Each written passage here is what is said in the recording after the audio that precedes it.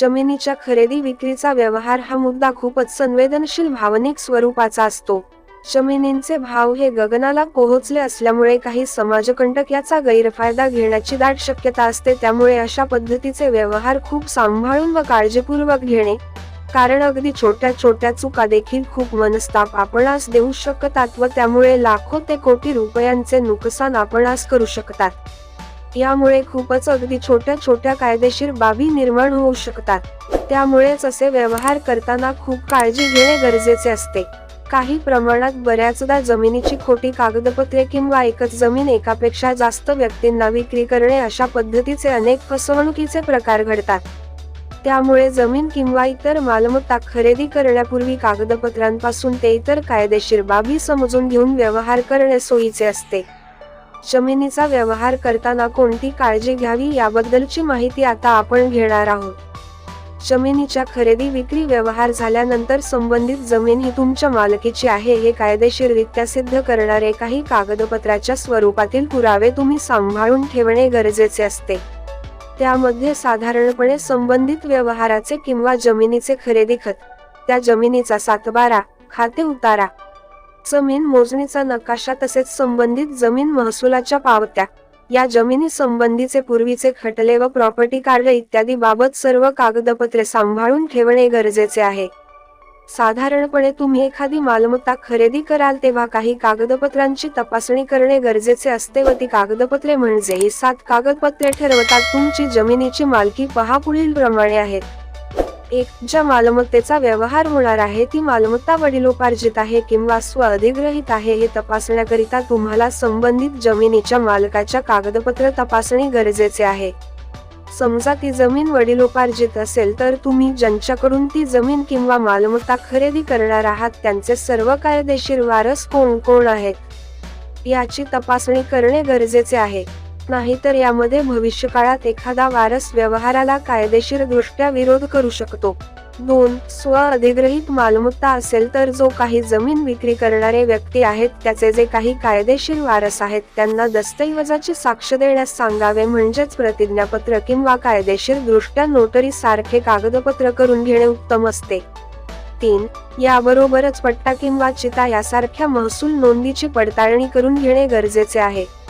संबंधित जमिनीच्या विक्रेत्याच्या नावाचे रजिस्ट्रेशन किंवा मालमत्ता कर पावत्या पाहून घेणे महत्त्वाचे ठरते.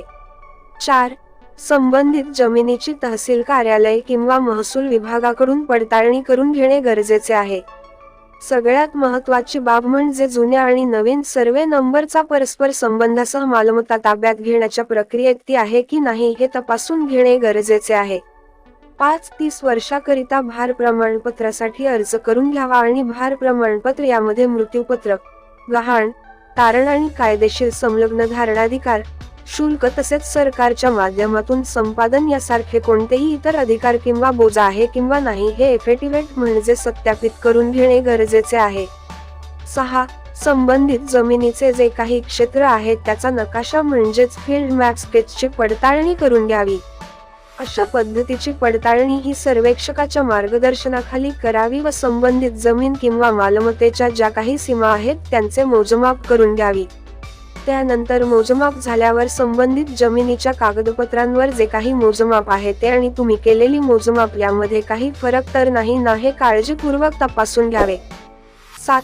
संबंधित मालमत्ता ही निवासी भूखंडाच्या स्वरूपामध्ये जर असेल तर तिचा लेआउट आहे की नाही हे देखील तपासून घ्यावे आणि जर लेआउट असेल तर मंजूर आहे की नाही हे देखील तपासून पाहावे.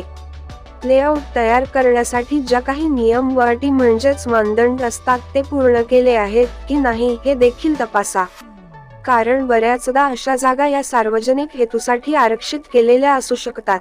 8. गिफ्ट डीड अंमलात आणली गेली आहे की नाही आणि लेआउट मध्ये वाटप केलेली सामायिक क्षेत्र संबंधित पंचायत, नगरपालिका इत्यादीकडे सुपूर्द केली आहे किंवा नाही हे स्थानिक प्रशासनाकडे तपासून नीट समजून घ्यावे.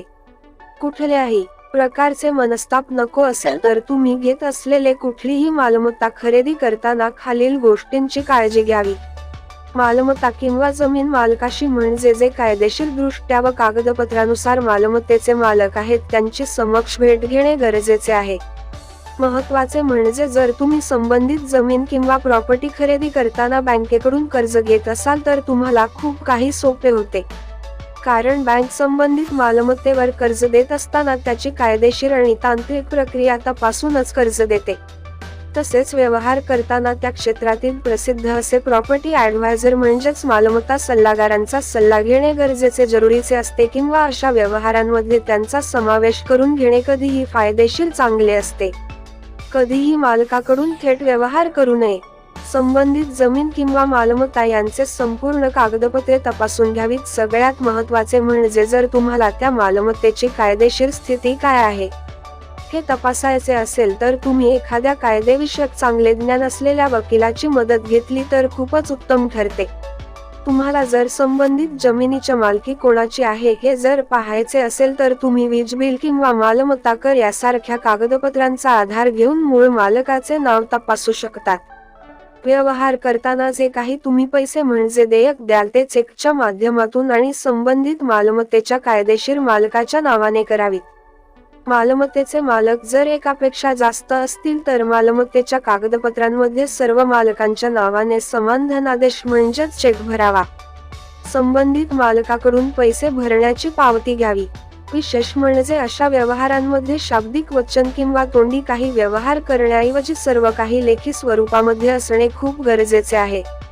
व्यवहारांमध्ये साक्षीदारांनी स्वाक्षरी केले आहे की नाही हे तपासून पाहावे. संबंधित मालमत्तेच्या मालकाची शेजारी किंवा इतर स्त्रोतांच्या माध्यमातून त्याची संपूर्ण माहिती व ट्रॅक रेकॉर्ड तपासून घेण्याचा प्रयत्न करणे गरजेचे आहे. अशा पद्धतीने तुम्ही जर या सर्व प्रकारच्या बाबींची काळजी घेतली तर जमीन खरेदी विक्री व्यवहारातील फसवणूक तुम्ही टाळू शकता. धन्यवाद. आमच्या R7TV नेटवर्कवरील बातमी सर्वात आधी पाहण्यासाठी आपण आमचे चॅनेल सबस्क्राईब करा व बेल आयकॉनवर क्लिक करून लाईक व शेअर करण्यास विसरू नका. धन्यवाद.